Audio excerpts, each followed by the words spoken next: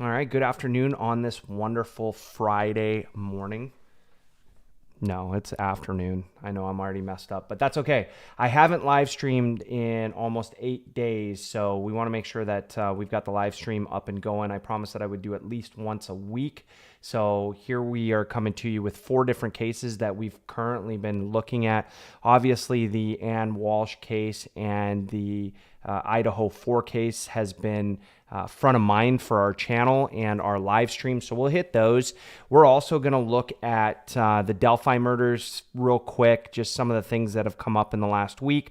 And then we're going to talk Cheyenn Klus for a couple of moments, just because I thought it was very interesting that she was found after 5 years. And obviously, if you've been with the channel, you understand that most of my videos are around people that have been missing for longer than a year. We try to bring visibility and highlight those types of people in our channel. So I thought this would be a good one to bring forward on a live stream instead of doing a separate video for it. And we can just talk through some of the details. So we'll kick off with the Anna Walshe story. Last week, we talked a lot about the details around Brian, her husband, who, essentially came forward and said that she went missing. It took him 4 days to do that, but he had went to her company and asked if they had seen her and if she was okay, and basically that he was looking for her. To that point, he hadn't registered her as a missing person, and then they come forward and say, well, if you don't know where she's at, we're going to register her as a missing person. So then simultaneously, both the company and himself decide to register her as a missing person, or report her as a missing person. A couple other details that we'll hit on that one is, after that, he did say that she went out to Washington, DC for an emergency meeting. She was scheduled to go there on the 3rd, but he had said that she had left on the 1st of January, and then that she had taken an Uber to the airport. There's no history or no record that an Uber was ever taken. Obviously, there was no plane ticket that was purchased for an emergency flight, but there was a plane ticket for the 3rd. So that's kind of interesting. Now, Brian had also said that he was going to visit his mom on the 1st because she had surgery, but he had mentioned that she had done surgery early and went home on her own, but he still went out to visit her. Okay. Now, obviously, the cops go into the house, they get the search warrant, and at that point, they arrested him. If you remember my video last week, I said, they got him on obstruction, right, which wasn't the murder, but it was something that they could hold him on. And what I was saying before is he's likely going to become the suspect, or at the very least, the person of interest. That did happen. Obviously, he was arrested this week as the suspect, and he has been charged with first-degree murder of Anna Walshe. So a couple of things have been found since then, right? And I think he kind of gave the, I don't want to say smoking gun, because everybody's innocent until they're proven guilty. Obviously, we can speculate and give our opinions, and it does not look good for Brian, like I said last week. But one of the things that just didn't go well for him is that he left out the fact that he went to Home Depot the next day and spent $450 on cleaning supplies. Now, a good lawyer is going to argue that this is not abnormal for a human being to go out and do that, especially since they just moved a few months ago. My opinion, though, is that they have moved for a couple of months and they probably should have bought these supplies long ago. But it's not abnormal for somebody to spend $450 on cleaning supplies. Not to mention, with inflation, $450 is not that much anyways. It was just the timing that looks really bad, but that's still circumstantial evidence. But kudos to the police for holding him on that, and for him, when I say him, Brian, not including that information when he was talking to police, and that's ultimately what gets him arrested for obstruction. Now, when that happens, that allows the police to hold him for a period of time to find enough evidence to be able to charge him, in this case, first-degree murder, right? Now, what they end up finding is stuff in the basement. We talked about a little bit of blood splatter. Now, that's going to be hard to prove. That's circumstantial. Again, obviously, Anna lived there. Is it likely she had a bloody nose at one point? Yeah, absolutely. Is it likely that she cut herself in the last 3 or 4 months that they lived in this place and left some blood somewhere? Yeah, absolutely. Very easy for a defense to say, hey, at the end of the day, this could have been her blood by her own doing, and it doesn't necessarily have to be on January 1st, right? Because there's no real way to prove that. And that's kind of what we see so far, right? Fast forward, they go and check out the mother's apartment, Brian Walshe's mother's apartment, and they find more blood and they find a hacksaw. Now, that's a little harder to prove. Again, it's still circumstantial, but they do believe that Anna Walshe was dismembered and that was the hacksaw that was going to be ultimately used. A couple of things that I dismissed, and I said it on the live stream last week, was the fact that Brian Walshe was already on house arrest because he had tried to sell forged paintings and he got busted, right? I didn't think that was a big piece of information because at the end of the day, I didn't put two and two together on how that could correlate back to Anna and how that would ultimately lead to her death. But there is a couple of things that came forward since then. So one, obviously, Brian doesn't like being on house arrest. He seems to be a pretty controlling individual. And at the very least, kind of a scumbag, right? A little bit of a greaseball, kind of, one of those guys that just probably very untrustworthy. And a couple of pieces of information that came out this week. So one, she had said in 2014 that he had already threatened to kill her at that point. So, this happened 8 years ago, but he's made those threats. Again, I don't know what the context of those threats are. It doesn't really matter because at the end of the day, he made the threats. Now she ends up dead. Is there some lines that need to be connected to connect those dots? Possibly, right? But again, still circumstantial. He gets caught giving forged paintings out. That's going to cost a lot of money. And they're already selling down their assets. We don't know why. If it's a split that's coming up, that's not real clear, but we think it is because Anna was selling off her assets as well. And then it's stated that she actually has a $1.85 million portfolio in real estate investments that really Brian stands to inherit if they can't find Anna or if it's deemed an accident at what happened to Anna. So that changes everything, right? Because at $1.85 million, we already know that this scumbag will do some crazy stuff for smaller amounts of money. To you and me, it might be a lot of money, $50,000, $100,000, fake paintings. That can be a lot of money. But you're talking $1.85 million for somebody that, really hasn't shown any shame. And again, I'm not saying he's guilty. I'm just judging him based off his past on the things that he's been found guilty for or what he's on house arrest for. And it's of my opinion that all of this other circumstantial evidence that they have right now really does point towards Brian Walshe, right? So can I say he's guilty? No, I'm not the judge. I'm not the prosecutor. I'm not the police. And ultimately, I'm not going to be on that jury. So it really doesn't matter what I think. But this is of opinion. There's a lot of circumstantial evidence that doesn't make Brian look very good. And I'll be quite honest, it didn't seem like he was trying to cover up or hide things very well. Now, if the last thing I'm going to cover on Brian Walshe is he's been around the block, right? And we've all seen some weird stories on TrueCrime, let's be honest. And one of the things that we always see is people that go to Google on their phones after a crime's been committed. Now, most of the time, this really helps investigators figure out a timeline, figure out how something happened, and how the perpetrator is trying to get away with it. Well, lo and behold, if you go and pull the actual Google searches from Brian Walshe during the time that Anna is said to be missing, right? And this was shortly after she was last seen from one of her friends. He puts some really weird stuff in his Google searches, like how to get rid of a body, right? How does formaldehyde impact a dead body? How can you make a dead body last? How did he put it? Last longer so that way the funeral home can't figure out when that body died. Like weird stuff like that. Like I can't even wrap my mind around it, but it was weird stuff to Google 2 hours after your wife went missing. Okay.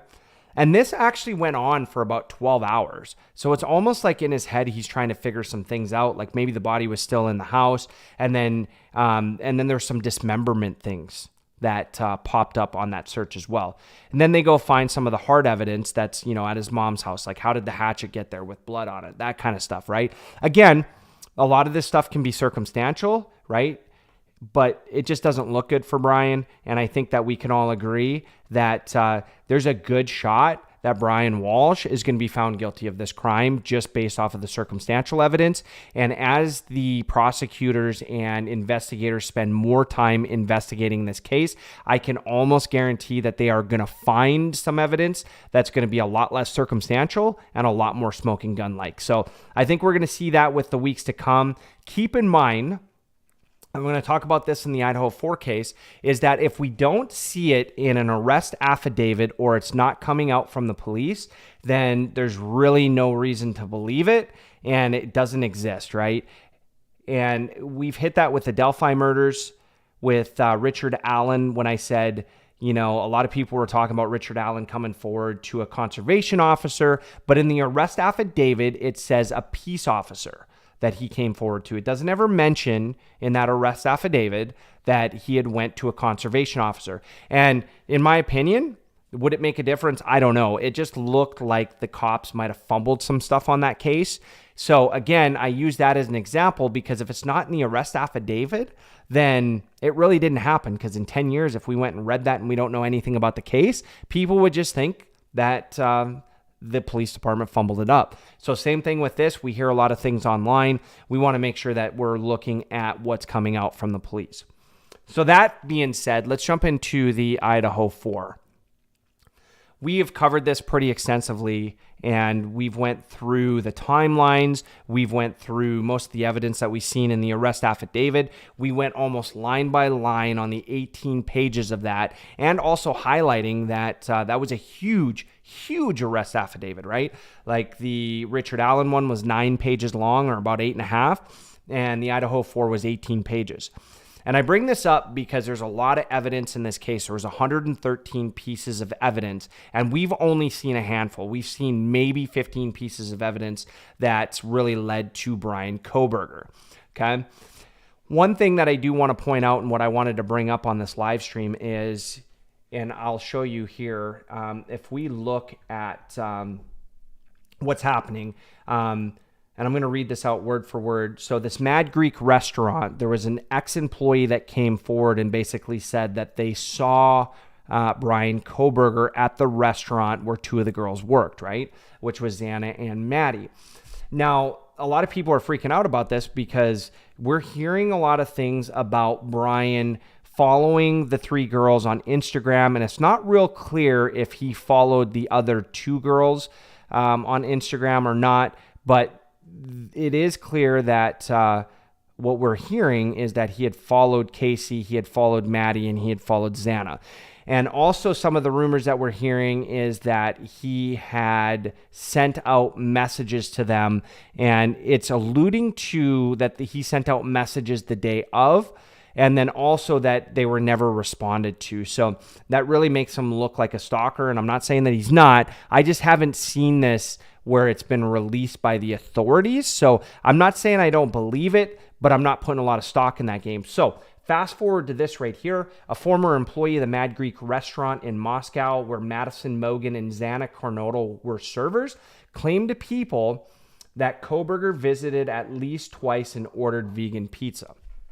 Okay, so think about that for a minute. Basically, somebody who is an ex-employee comes forward. My apologies, the dogs are having fun outside. But basically said that they had saw him in there, and he wasn't being creepy, wasn't stalking. This is their words.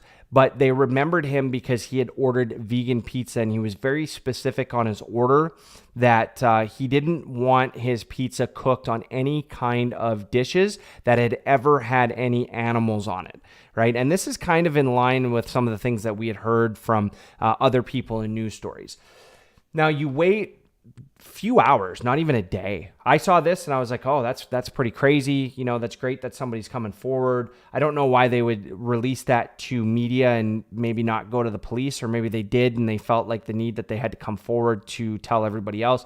Whatever that case might be, they were, I can't say they were looking for their 15 minutes of fame, but they probably were. But then the owner of the Mad Greek restaurant comes out and she said, hey, look, this never happened. We have no record of this happening. And this was a former employee. And she actually calls out the mainstream media to say, let's do some better fact checking, right? Prior to sending out these stories. And, and People is pretty reputable when you look at the industry of media, and a lot of news outlets, including News Nation, ran with this story, right? And I'm not saying it didn't happen, because right now you're looking at the restaurant owner versus the ex-employee.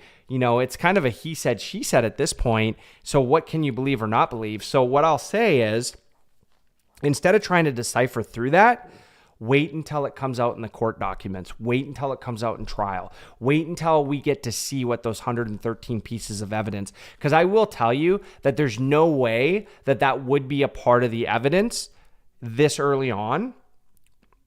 But I would say that I'm sure investigators did check with the Mad Greek restaurant at some point, because the two girls had worked there. And I'm sure that they've had to look through any kind of security footage, any kind of surveillance in and around that area to see if Bryan had ever visited that area.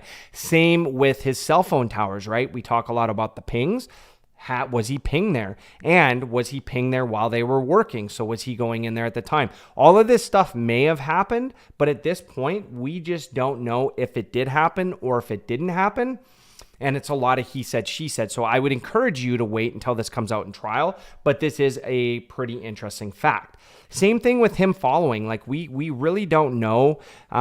You could go on, I guess, and try to see, but we don't know what the extent of that is. We don't know what the messages look like. We don't know if the authorities have that, right? And I would assume that they do. And if it did happen, this is going to be another piece of circumstantial evidence. Again, that's just not going to look good for Mr. Bryankohberger. And as it stands right now, there's a lot of things out there that doesn't look good for him. But again, there is no smoking gun evidence that puts Bryankohberger in that house, at least not yet, right? A lot of people are going to say the DNA. Okay, the DNA that was found was compared to, the DNA of the trash of Bryankohberger's father. So the DNA is compared to his father, not to Bryan. And the DNA results are showing that it's a 99.8% likelihood that it would be offspring, a male offspring of Bryan's father. Now, Bryan could come back and say, hey, my father got around when he was younger. Who knows if there's other kids kicking around out there? Is that possible? It is. I mean, he could even go back through and bring into court some things that would question the jury. Again, would the jury believe it? That's up to a jury, right? Yeah, and all they're trying to do is prove reasonable doubt. So at the end of the day, that's circumstantial. All the rest of this stuff is pretty circumstantial. Now, what won't be circumstantial is what we saw that was pulled out of his apartment. So we have the hair. Potential, right, that those hairs belong to the girls. We don't know yet, right? But they don't belong to Bryan. We know that. And then there's one animal hair. We don't know if that's a dog. We don't know if that's a cat. Who knows? It might be a raccoon or whatever the case might be. Again, not quite smoking gun, but it keeps building that circumstantial case, because the argument could be made that they had visited the same locations in the past, and this is all transfer DNA. It is transferable from a jacket to pants to whatever the case might be without actually being in their home, right? But it does prove, or at least give some doubt in the fact that, that they had never met. So obviously they had been close together at one point, right? Or at least close enough to get that transfer DNA. Again, do I believe that? No. I think that the circumstantial evidence is speaking for itself. Again, I'm not a judge, jury, or an executioner by any means. I will never be on the jury, so it doesn't matter what I think. And I do believe that you are innocent until you're proven guilty. But I also have the opinion that when it walks like a duck, it looks like a duck, it talks like a duck, it's probably most likely a duck. In this case, there's a lot of things saying that Bryankohberger's a duck. And that's just my opinion. Again, I wouldn't say he's guilty until I knew he was guilty or he had confessed to it. But a lot of this stuff can be disputed by a good lawyer. Okay. Besides that, the only other thing that was significant is obviously Bryankohberger asked for an extension. They want to put their case together, so he's not going to go back to court until the end of June. And even at that point, they're just going in to decide if this is going to go to trial or not. This is pretty standard in the process. The prosecution is going to have the burden of proof at this point. They're going to have to come in and they're going to have to show the judge that they do have enough evidence that points Bryan's way to go to trial. And then who knows? At that point, that's a long ways away. That's a lot of time to spend in jail. And that's also going to give the defense a lot of time to look at the evidence. And they've already pulled more evidence out of the house to say like, hey, maybe we are busted and maybe we want to cut a deal, right? That's a very real possibility, and or formulate their case at that point. So a lot of things could happen. Nothing could change from now until the end of June.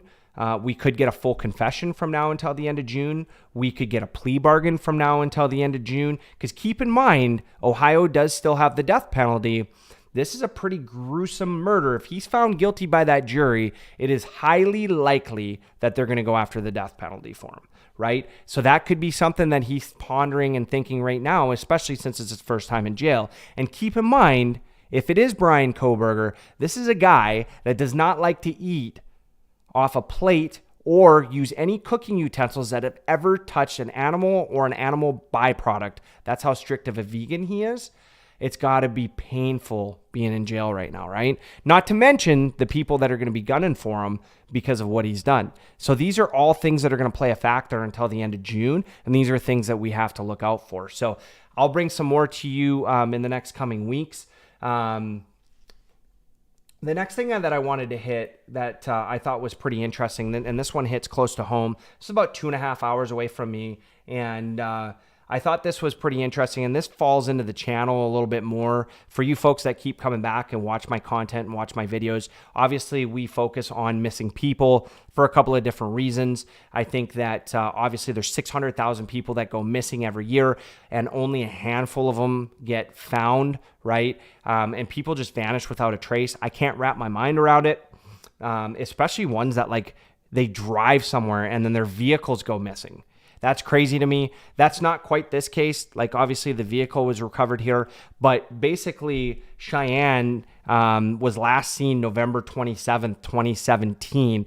And she was seen at her house in Downers Grove, right? And she was a young lady. She's 22 years old. Not out of the ordinary, had a lot of friends. And we know based off of surveillance that she had made a trip to Chicago on December 1st. Now, keep in mind, she had no contact with friends or family between November 27th to December 1st, but she is seen on camera on December 1st, so we know that she was still alive at that point.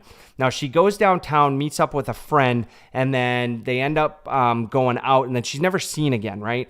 But the friend doesn't have any ties to, she's already been cleared, at least to this point, and she just disappears without a trace. Right?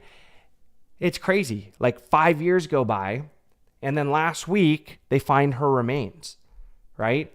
So the question for me becomes, one, this is pretty close to home because this is 2.5 hours down the road, like I already stated. So it's one of those things that's a little bit more real. It's not like the Eton Pates that is the little boy on the milk carton from the 1970s that started that whole trend, right? It's not like Anna Walshe in Boston, right? These are all real people, but sometimes we get so used to seeing the media and seeing the stories and seeing the news that it doesn't hit close to home. This one hits close to home, and for being such a young person and just to disappear and to hear from her friends, and it is pretty typical to hear this, but why would anybody hate her? Right? She was full of love and she was the life of the party, and people genuinely liked her and they wanted to be around her, and she just disappears. And, to this point, it can only be speculation. We don't know what happened, right? There's a lot of weird stuff that could happen. Could it have been a homicide? Right now, the police do feel that it is a homicide and they're leaning that way, but could it have been? that she just walked off, or maybe she had a little bit too much to drink and she ended up freezing, especially December 1st in Chicago. It's going to get cold, right? And we have recently seen that in Minnesota with two of the most recent cases of people walking off or car breaking down and end up dying in the cold and not being found for a period of time. So is that a possibility? It is. Is it a possibility that, somebody abducted her? Absolutely. Right? We would have thought possibility of human trafficking, but obviously she was found in Chicago. So, that tells me that whatever happened, she was probably left wherever she was found back in 2017. But again, that is just speculation. Until we have more details, we just don't know what's going on. But this case, I think, is interesting because how do people disappear? And that's where I want to hear from you. Leave a comment down below. How do people disappear and vanish without a trace with just no signs, right? And we know that from past cases, sometimes, again, it could be at the hand of somebody that's devious, right? But sometimes it's not explainable, right? It's like somebody walks off and then just disappears and we just don't know what happens, right? There's times where, especially in Canada, some of those stories like the Ryan Schutka story, like it's a very real possibility he was taken by a wolf or a bear. Same story, he's out drinking with friends. They end up at a house party. He's got to walk a block to get home and then never makes it to his house, right? But he's in an area where there's a lot of animals. So it's a good possibility that an animal got him and took him away, right? And there was no deviant acts. These are all things that could have happened and we just don't know because we don't find these people. But keep that number in mind, 600,000 in the US for you Canadians. It's about 150,000 a year that people just disappear. Now keep in mind, there's a big chunk that never come back, right? Okay. Then the last case I want to talk about. So we've talked about this a lot. Richard Allen and the Delphi cases. Not a lot to update here. I think that this is one of those cases that I use as a case study just because it took 5 years to, get a person of interest and then now a suspect and somebody that's in custody. And even based off of the evidence on this one, we don't know if Richard Allen, this is probably the case that I'm kind of 50-50 on, right? Because obviously the video of the perpetrator walking across the bridge going towards the girls, you hear his voice, but you don't really make out what he looks like. You got a general look of what he looks like. Obviously, it's stated that Richard Allen has a similar blue jacket, and he also said that he was in the park that day at that time and he was wearing headgear. So that all kind of matches up with that video of somebody walking past that trestle and going to the girls.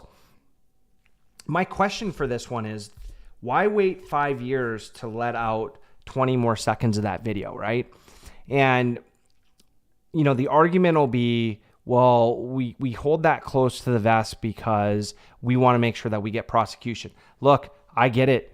If they were my kids, I would want that too. But would that have made a difference if we would have heard a little bit more of his voice? Maybe, maybe not. Would that have made a difference to the residents in Delphi? It might have because, obviously, he was pretty well known. He was a pharmacist, right? In the city of Delphi or the village of Delphi. And, people might have put two and two together at that point if they would have heard a little bit more of his voice. But I'm not criticizing that. He did come forward, which is also weird. And maybe that was part of his strategy. And he came forward and said, hey, I was in the park that day and I saw these three girls, different girls all together. And then they said that they saw him as well.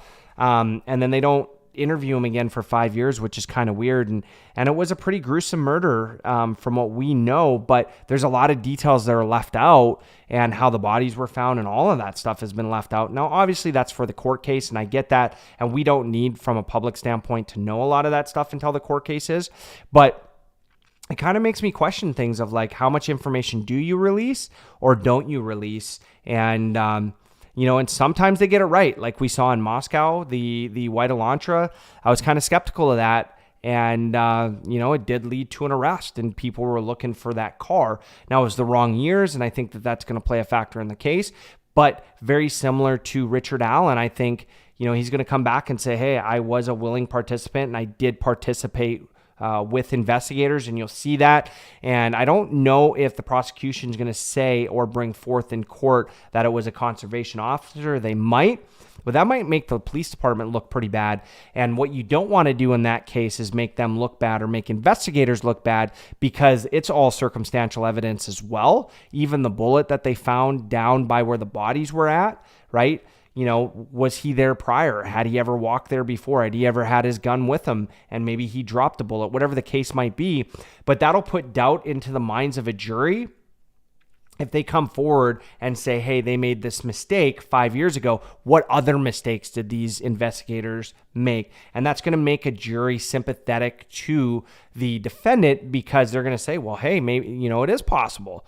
Maybe they didn't show beyond a reasonable doubt that it was him. So this is going to be an interesting case. And obviously they had two separate people that were persons of interest, and there was one that they were following for a long time. And there's even been, you know, and this is online, this was never in the arrest affidavit, but there's even been talk that, you know, the two persons of interest had a relationship at some point online, like just talking back and forth. I don't mean an intimate relationship, but a friendship relationship, and maybe they were in on it together. Again, that's speculation, that's opinion. That is not something that you found in the arrest affidavit, but maybe that's something that they pull forward in the future. But to me, it's going to be really interesting, and I think there's a lot of circumstantial evidence on that one too.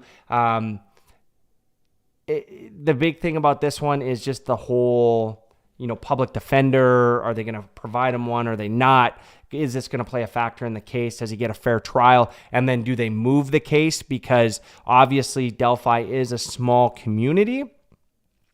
Can Richard Allen get a fair trial? And that's basically what we have. So based off of that, those are the four cases that we wanted to hit. I do appreciate everybody jumping in today. I know that I haven't been super interactive with chat. Had an agenda today, wanted to get it off. And quite honestly, I didn't have my phone, so I couldn't go through. So I'm going to have to go back through it again. But I do appreciate everybody joining in. I also appreciate everybody hitting the videos. Our On a Walsh video just hit 100 views. And we just hit, I think, 9 hours of watch time, which is great. We got to hit at least 100 views a video to maintain the work that we're putting into it. It is a lot of work. I'm probably working 40 hours on the channels. I run 2 different channels each week, plus my 40-hour-a-week job. This week, I drove about 1,500 miles on top of that. So it's been a long week. So I might take a break next week and not release a video. But then I'll get back to it the week after that. So much love to everybody. We do have some big milestones coming up. We're almost at 60 subscribers. We just hit 58, which is awesome. We're running about one a day right now, which is great. Our goal is to get to 1,000 and get the channel monetized, and then really strive to keep the channel growing. We do that because of you folks. And then the last thing that I want to hit, and you've heard me say this before, I am still getting a lot of feedback on the videos. I really do appreciate that. Whether it's syncing issues with sound, I think we've made a lot of improvements on that, but there might be some small delays there. So we're going to tweak that a little bit. You know, you've seen that we've changed the walls. I still got to put some curtains up when I've got some time. And then we're going to work on sound in 2023. We're going to put some panels up. Kind of expensive, so I'm just going to do it, you know, probably 1 month at a time, but that'll deaden the sound a little bit and bring just a more professional sound to you. And then the other thing that I want to ask is just if there's any cases you want us to look at and get a little bit deeper in, we'll bring those to you as well, because it's you that we want to cater to, and we want to make this community very inclusive and make the community be able to participate in a channel, because I don't see that very often on YouTube other than leaving comments. So we want to have a very interactive community, so we're going to keep doing that. So on that note, I hope everybody has a great weekend and a great week next week. Again, I will be live probably next Friday, but I don't know if I'll put out a video this week or not. I'm working on one right now. I just don't know if I'm going to have the time. But that being said, I'm your host, Tim Sahlberg. Have a great weekend.